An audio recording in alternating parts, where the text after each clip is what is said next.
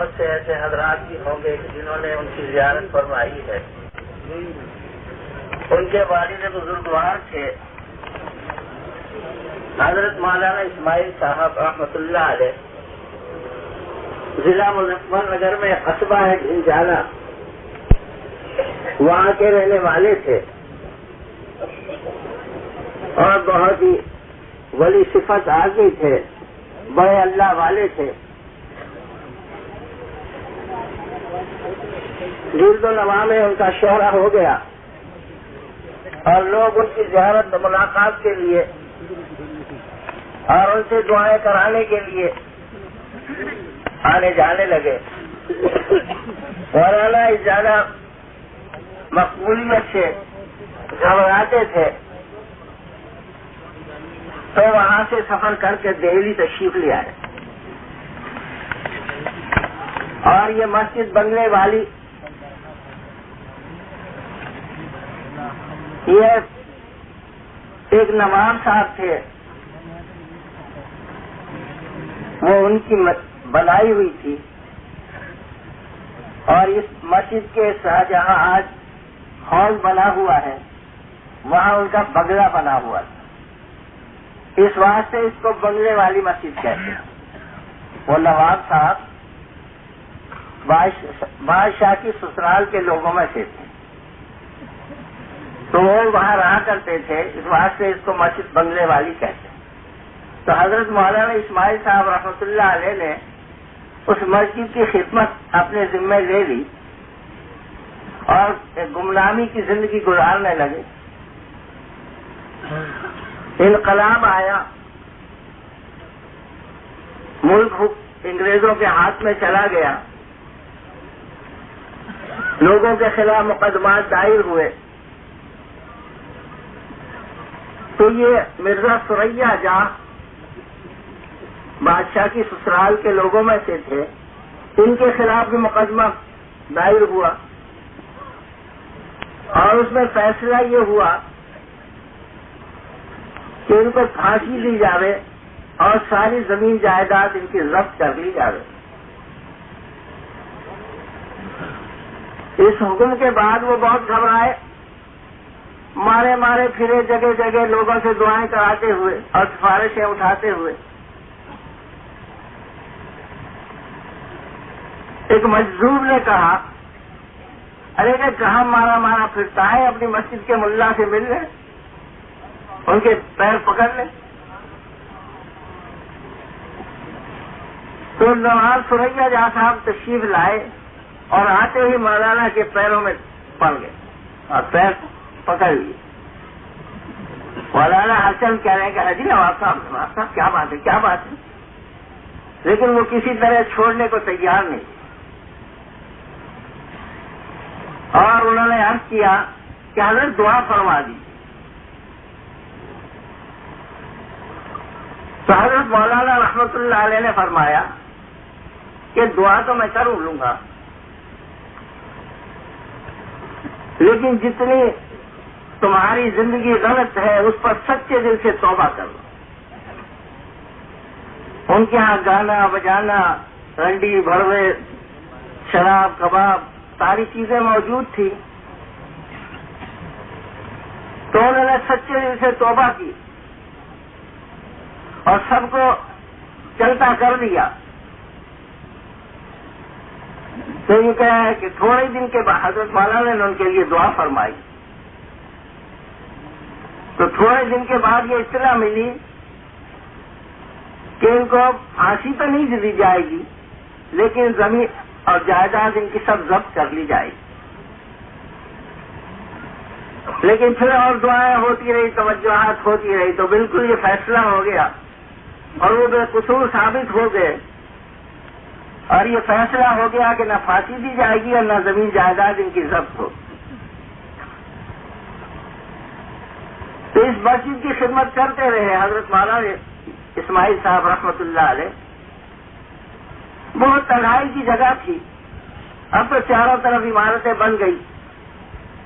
رات کو ڈر لگتا تھا، اجاڑ بیابان ہوتا تھا.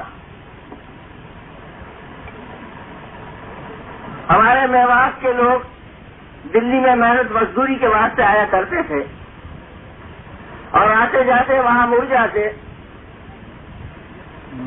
حضرت مولانا دریافت فرماتے بھائی کون ہو, کہاں سے آئے ہو, کہاں جا رہے ہو, کیا بات ہے؟ تو اپنا حال احوال بیان کرتے. تو آپ نے ارشاد فرمایا کہ ایسا نہ ہو کہ بھائی تم ہمارے پاس رہو اور ہم تمہیں پڑھاوے, دین کا علم سکھاوے, قرآن پڑھاوے اور تمہارے کھانے پینے کا بھی انتظام کر دیں.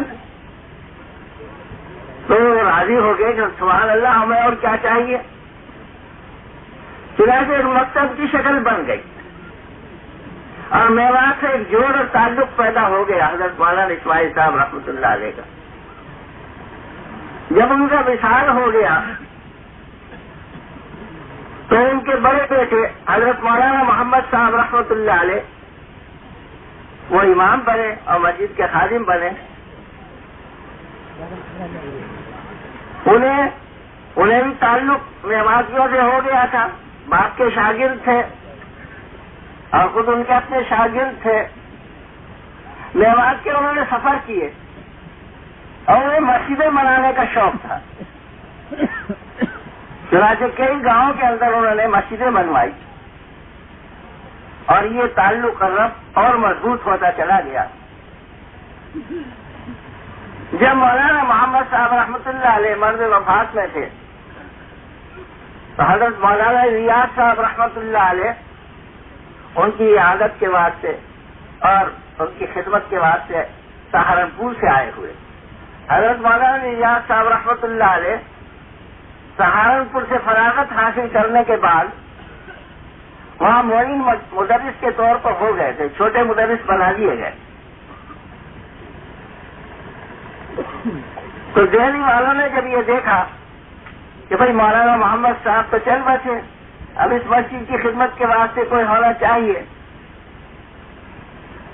تو انہوں نے مولانا ریاض صاحب رحمۃ اللہ علیہ سے عرض کیا کہ حضرت ہم تو آپ کو نہیں جانے دیں گے, آپ کے باپ کی, آپ کے بھائی کی مسجد ہے اور یہ مدرسہ ہے, اس کی دیکھ بھال کے لیے آدمی چاہیے اور آپ سے بہتر اور بڑھیا آدمی کون ہو سکتا ہے. تو انہوں نے فرمایا کہ بھائی میں تو ایسا آزاد نہیں ہوں کہ یوں ٹھہر جاؤں, میرے شیخ ہیں, میرے استاد ہیں حضرت مولانا خلیل احمد صاحب رحمۃ اللہ علیہ سہارنپور, ان سے اجازت ہوگی تو میں ایسا کر سکتا ہوں. چنانچہ درخواست کی گئی حضرت سہارنپوری رحمۃ اللہ علیہ سے کہ صاحب اس مسجد اور اس مدرسے کی دیکھ بھال کے لیے کسی آدمی کی ضرورت ہے. تو عارضی طور پر حضرت مولانا ریاض صاحب رحمۃ اللہ علیہ کو اس مسجد میں چھوڑ دیا گیا. حضرت ماشاءاللہ خدمت فرماتے رہے, تعلیم کا عجیب انداز تھا حضرت کا, وہاں سے پڑھاتے تھے. اگر غلط پڑھ دیا طالب علم نے تو ہو, اور اگر صحیح پڑھ دیا تو ہاں, بس یعنی بتلاتے نہیں تھے. 80 طالب علم آپ کے پاس ہوتے تھے, سب کو پڑھاتے تھے اور بس وہاں سے پڑھاتے تھے, سارا مطالعہ نکال کر لانا اور یاد کرنا یہ وہ سب انہیں کے ذمہ ہوتا. تو عجیب استعداد کے بچے پیدا ہو رہے تھے اور پھر ان کی پاکیزہ صحبت, تربیت بھی عجیب و غریب ان کی ہو رہی. اس زمانے کے طالب علم میں سے مجھے یاد ہے مولوی یونس صاحب رحمۃ اللہ علیہ ہمارے میں ایک میوات کے تھے. تو ہمارا غالباً مولوی طلحہ صاحب بیمار ہوئے اور بہت بیمار ہوئے, ایسے کہ بچنے کی امید نہیں. تو حضرت رحمۃ اللہ علیہ نے فرمایا مولوی یونس کو بلایا اور یہ فرمایا کہ مولوی یونس سمجھ لے اس بات کو, اگر یہ بچہ مر گیا تو تیری کھال اڑا دوں گا. یعنی ان کی سادگی کو عرض کر رہا ہوں کہ کیسی تربیت والے تھے. وہ سمجھ گئے کہ بالکل مجھے ماریں گے حضرت, چھوڑیں گے نہیں بغیر مارے. اب جو انہوں نے گر گرانا اور رونا اور بلبلانا شروع کیا تو اللہ تبارک تعالیٰ نے حالت ہی بدل دی, بچہ تندرست ہو گیا. یہ ان کی یعنی تربیت کی بات تھی, اس لائن پر ڈالے تھے. خالی پڑھانا نہیں تھا بلکہ اس طریقے سے ان کی تربیت بھی ہوتی تھی کہ وہ ماشاءاللہ بہت اللہ والے اور بہت ہی پاکیزہ صفات والے پیدا ہو رہے. تو بہت سے اپنے طالب علم میں وہاں جا چکے تھے جو والد صاحب کے شاگرد تھے اور بھائی صاحب کے شاگرد تھے. انہوں نے عرض کیا کہ حضرت میوات تشریف لیتے رہے. تو ارشاد فرمایا کہ بھائی میں خالی اس کام کے لیے تو جاؤں گا نہیں کہ تم میرے باپ بھائی کے شاگرد ہو, میں چلوں وہاں اور دعوتیں کھاؤں, کوئی دین کا کام ہو تو میں بے شک چل سکتا ہوں. کہ حضرت فرمائے کیا ہو کہ ایسا ہو کہ مکتب قائم کیا جائے, قرآن پاک کے مکتب قائم کیے جائے میوات میں. تو جو لے جانے والے تھے وہ کہا کرتے تھے, اب انتقال ہو گیا اللہ غریب کا رحمت کرے, وہ کہا کرتے تھے کہ ہمیں بالکل امید نہیں تھی کہ کوئی اپنے بچے دینے کے لیے تیار ہو جائے گا.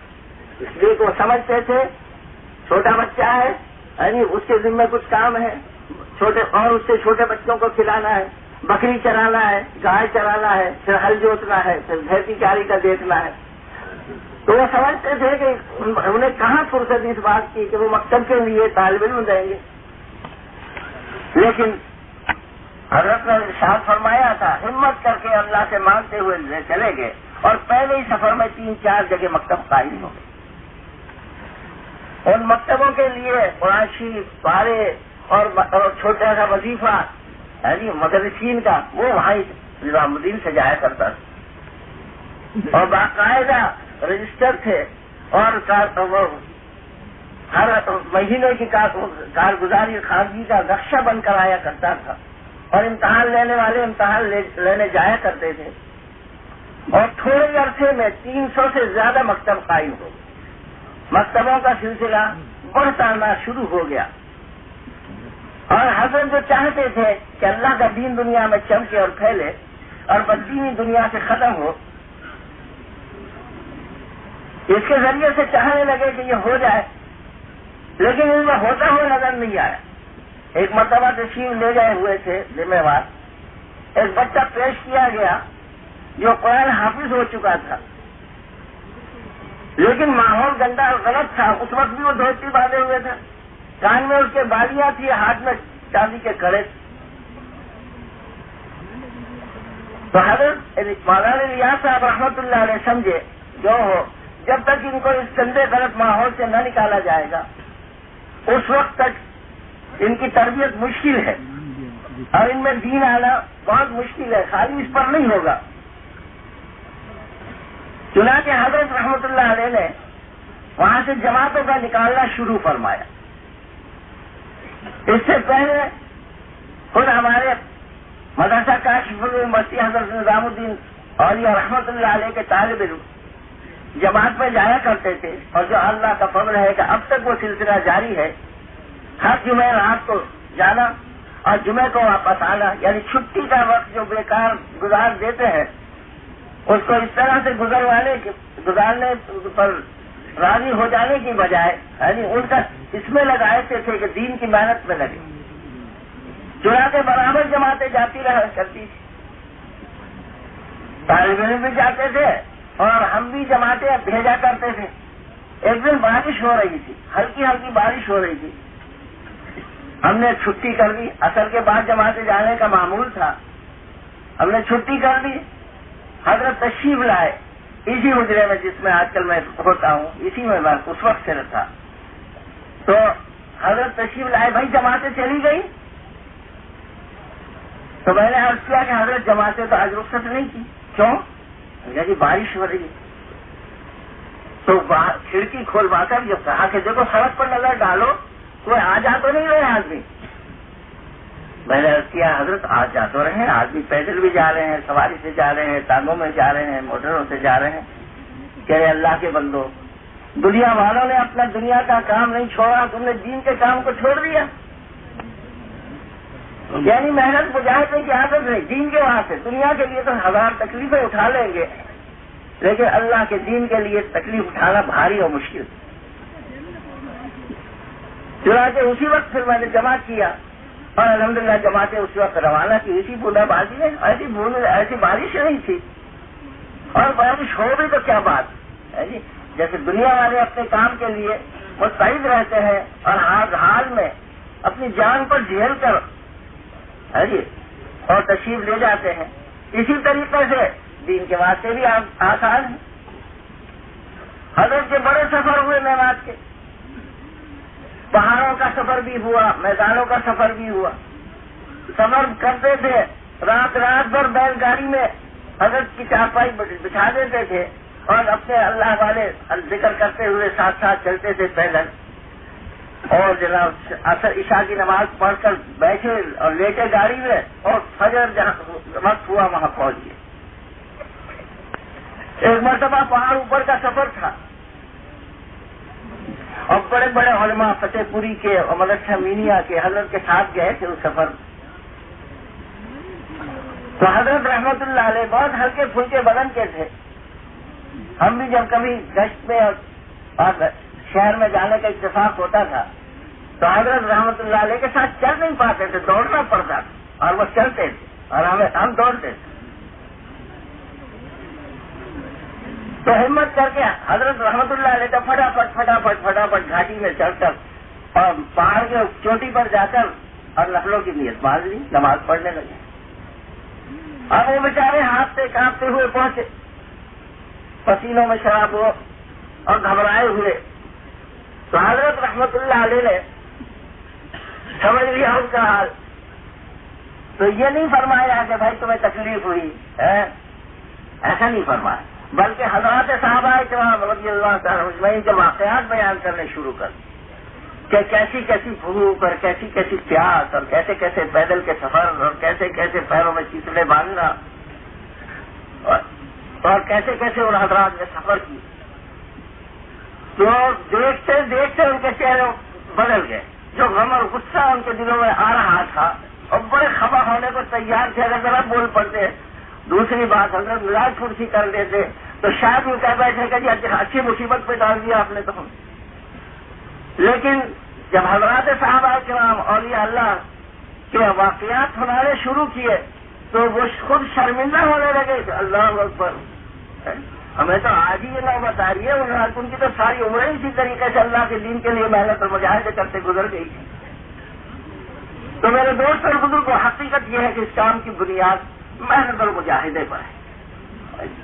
کیسے کیسے سفر فرمائے اور کیسی کیسی اس کے بعد سے تکلیفیں اٹھائی.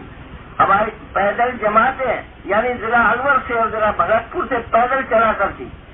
میاں جی عبداللہ صاحب مرحوم, میاں جی موسیٰ صاحب مرحوم اور ان کے ساتھی اور دوست وہاں سے پیدل سفر کرتے کرتے کرتے دہلی پہنچتے. اور پھر حضرت رحمت اللہ علیہ ان کا پروگرام بناتے تھے, ادھر کا پانی پان کرنال وغیرہ کا, اور اسی حال میں وہ پھر پیدل سفر کرتے تھے. بھوک اور پیاس خوب برداشت کرتے تھے. گاجر مولیوں کے اوپر گزارا کرتے تھے. امرود لے لیے ٹوکرا بھر کر, وہ صبح دوپہر کو بھی وہی کھا لیے, شام کو بھی وہی کھا لیے. اور پھر حضرت رحمت اللہ علیہ پہنچتے ان کی نصرت کے واسطے کسی شہر قصبے کے اندر.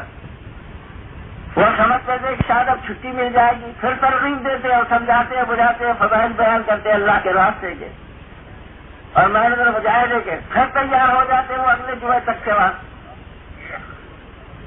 تو میرے دوست اور بزرگ کو حقیقت یہ ہے کہ یہ کام محنت اور مجاہدوں پر اٹھایا گیا. جب تک ہماری زندگیوں کے اندر اللہ کے دین کے لیے محنت کرنا, مجاہدہ برداشت کرنا, جان مال کی قربانی کرنا پایا جائے گا, ناگواریوں کو برداشت کرنا, تو انشاءاللہ اس سے ترقی کے دروازے کھلتے چلے جائیں اور معاملہ سہل اور آسان ہوتا چلا جائے. یہ کام رواجی طریقے کا نہیں. آج تو اگر ایک چھوٹا سا مکتب مدرسہ یہ ادارہ کوئی کھولنا چاہتا ہے تو دیکھو اس کے لیے کسی نہ کچھ اسے جھنجھٹ کرنا پڑتا ہے, مکان بنواتا ہے, سارے 10 انچ کی گنجائش نہیں ہوتی مکان بنانے کی, بلڈنگ بنوانے کی, تو کرائے پر لیتا ہے. پھر اس کا دفتر بناتا ہے, اس میں صدر اور سیکرٹری مقرر کیے جاتے ہیں اور اس میں پھر ممبران رکھے جاتے ہیں, محسن چندہ مقرر ہوتے ہیں اس کے اندر, اور پھر وہ طریقے اور غلط طریقے اور اچھے طریقے سے مال کو جمع کیا جاتا ہے اور پھر لوگوں پر خرچ کیا جاتا ہے. لیکن اس رواجی طریقے پر اس کام کو نہیں اٹھایا، بلکہ اپنی جان اور اپنا مال، جس طرح سے حضرات صحابہ کرام رضی اللہ تعالیٰ اجمعین نے اس کام کو کیا تھا اور ساری عمریں اس میں لگا دی اور کھپا دی، اسی طریقے سے اپنی جان اور اپنے مال کے ساتھ لوگوں کا آمادہ تیار کیا جاتا ہے۔ اس کی صفات اور خوبیوں میں سے ایک بات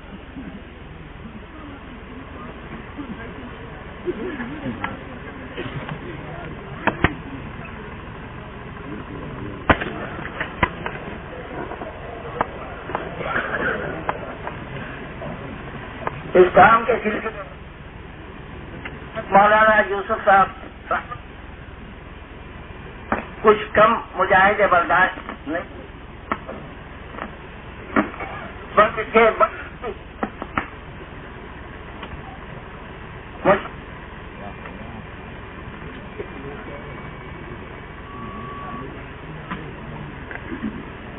ہمارے کا واقعہ ہے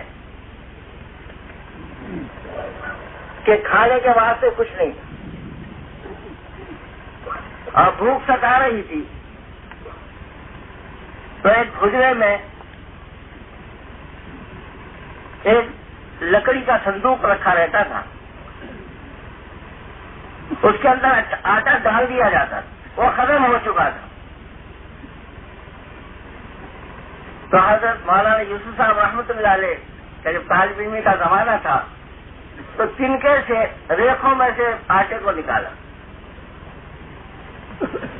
اور پھر ایک ٹکیا پکائی اور وہ اس سے بھوک دور کی۔ تو حضرت مولانا الیاس صاحب رحمۃ اللہ علیہ نے ارشاد فرمایا کہ اب اس عمارت کے اندر اور اس حلقے کے اندر اب بھوک نہیں آئی، فاقے اٹھانے کی ابھی حد ہو گئی۔ ہمارے قاری داؤد صاحب رحمۃ اللہ علیہ طالب علم کے زمانے میں کھانا پکا رہے تھے،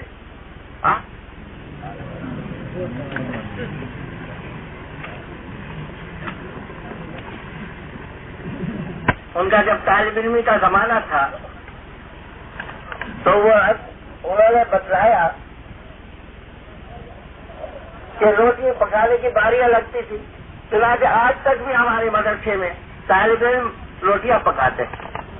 اس وقت بھی ایسا ہی حال تھا، اب تو بہت لکڑی کی اور فراوانی ہو گئی ہر چیز کی، لکڑیاں بھی جنگل سے کاٹ کر لایا کرتے تھے اور سوکھی لکڑی بھی نہیں ملا کرتی تھی، بلکہ گیلے کریل کاٹ لایا کرتے تھے اور اس سے کھانا پکایا کرتے تھے۔ بہت توا ہے جب بھی موجود ہے، اس پر روٹیاں کچی پکی پکائی جاتی تھی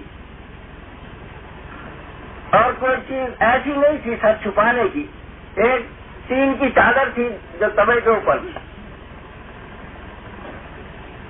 تو ایک روز بارش ہو رہی تھی اور قاری داؤد صاحب کی باری تھی روٹی پکانے کی، تو حضرت رحمت اللہ علیہ تشریف لائے تو وہ حضرت کو دیکھ کر رونے لگے کہ حضرت کچھ ایسا تو انتظام ہو جائے، کچھ ایسا تو انتظام ہو جائے کہ ہم بارش میں اور سردی میں اپنے کام کو کر لیا کر، دھوپ میں سے بچاؤ کے لیے کچھ کر لیا کر۔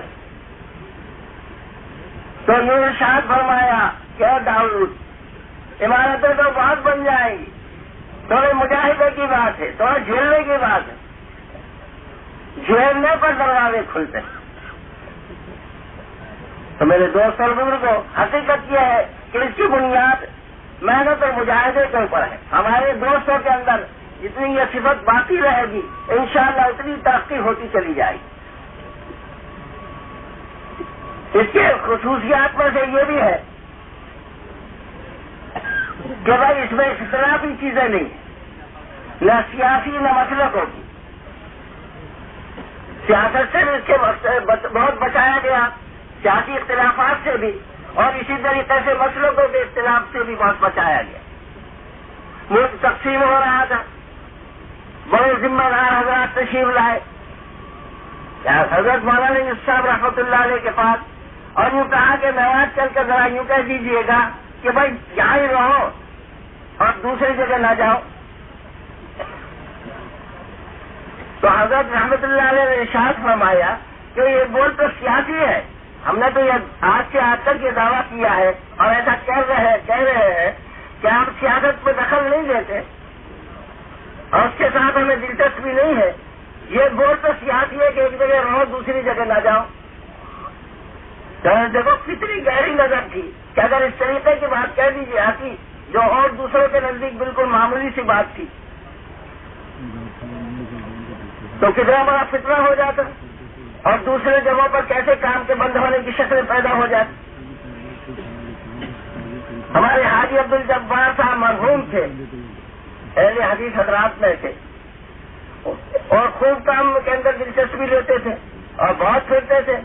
تو ان کی جماعت والوں نے کہا کہ جب آپ پیچھے پیچھے پھرتے دیکھتے نہیں کہ کیا ہو رہا ہے، کیا کر رہے ہیں یہ لوگ، حرکت پھیلاتے ہیں۔ تو انہوں نے غصے ہو کر یوں کہا کہ مجھے اتنے سال ہو گئے ان کی خدمت میں آتے اور جاتے، کبھی اشارے اور کنائے سے بھی تو یہ نہیں کہا کہ تم رفع یدین کیوں کرتے اور عامل بالجہل کیوں پڑھتے۔ تو میں نے عرض کیا کہ مسئلوں کا اس میں مسلکوں کا وہ نہیں ہے، اسے اختلاف سے بچایا، جس طرح سے بھی نماز پڑھے جس طرح پڑھے، اور اسی طریقے سے اس میں غلط طریقے سے روپے پیسے کا جمع کرنا اس سے بہت بچائے۔ ایک مرتبہ حضرت مولانا یوسف صاحب رحمۃ اللہ علیہ کو اطلاع ملی کہ ایک محلے والے دلی کے ایک محلے والوں نے کچھ پیسہ جمع کیا ہے اور وہ خدمت میں لانا چاہتے ہیں کہ یہاں بڑی تنگی ہے، بڑی پریشانی ہے، بڑی ضرورت ہے۔ تو اور واقعی تھی پریشانی، ایسی بات نہیں کہ ضرورت نہیں تھی روپے پیسے کی، لیکن غلط طریقے سے جو جمع کیا جا رہا تھا تو حضرت رحمت اللہ علیہ نے ذمہ داروں کو بلایا اور ڈانٹ کر فرمایا کہ تم سے کس نے کہی تھی یہ بات، جس سے جو لیا ہے اس کو واپس کرو، چنانچہ واپس کرائے۔ پہاڑ گنج میں ہمارے حاجی حکیم کریم بخش صاحب مرحوم تھے، ایک بڑے اللہ والے تھے، عالم بھی تھے، بڑے حکیم بھی تھے، بہت اللہ والے تھے۔ انہوں نے ایک بڑے ٹھیکیدار حاجی غلام محمد صاحب تھے، ان سے کہا ارے کہ ظالم تیرا یہ روپیہ پیسہ کس کام آئے گا، وہاں تو یہ حالات ہے، یہ ضرورت ہے۔ تو وہ آیا اور بہت سارا مال اپنی جیبوں کے اندر لے کر آیا، بہت سارے نوٹ، اور کہنے لگا آ کر ملا اور کہا کہ آپ کے ذمہ کتنا قرضہ ہے؟ تو حضرت رحمت اللہ علیہ نے فرمایا کہ آپ کو کیا میں اس کو ادا کرنا چاہتا ہوں۔ حضرت نے فرمایا کہ ہم تو تم سے ادا نہیں کرائیں گے، تم تو وہی آدمی ہو نا کہ بڑے حضرت رحمت اللہ علیہ کی خدمت میں آئے تھے اور حضرت نے تمہیں باہر جماعت میں جانے کے لیے فرمایا تھا اور تم نہیں گئے، اور اب بھی تم تیار نہیں ہو، ہم تمہارا روپیہ ہرگز نہیں دیں۔ یعنی بڑی سخت ضرورت تھی، اس کے باوجود روپیہ رد کر دیا اور واپس کر دیا۔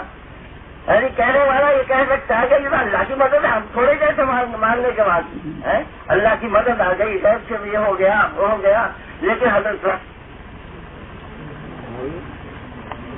زمانے میں آنے جانے لگے اور ماشاءاللہ ہر جمعرات کو وہاں سے کھانا پک کر آتا تھا، تو انہوں نے آنے جانے میں کمی کر دی۔ تو حضرت مولانا الیاس صاحب رحمۃ اللہ علیہ فرمایا کہ ہمیں نہیں چاہیے بھائی، قید والے نا کہ اگلی جمعہ۔ پھر وہ گھبرائے اور وہ خیال ہوا اور ایسا مجھے کرنا چاہیے، چنانچہ الحمدللہ ان کا آنا جانا اسی طریقے سے قائم ہوگی۔ میں نے عرض کیا کہ غلط طریقے سے مال کو جمع نہ کیا جائے، اس سے میں برکت بھی نہیں ہے اور کام کی ترقی کی شکل بھی نہیں۔ مولانا تشریف لے آئے۔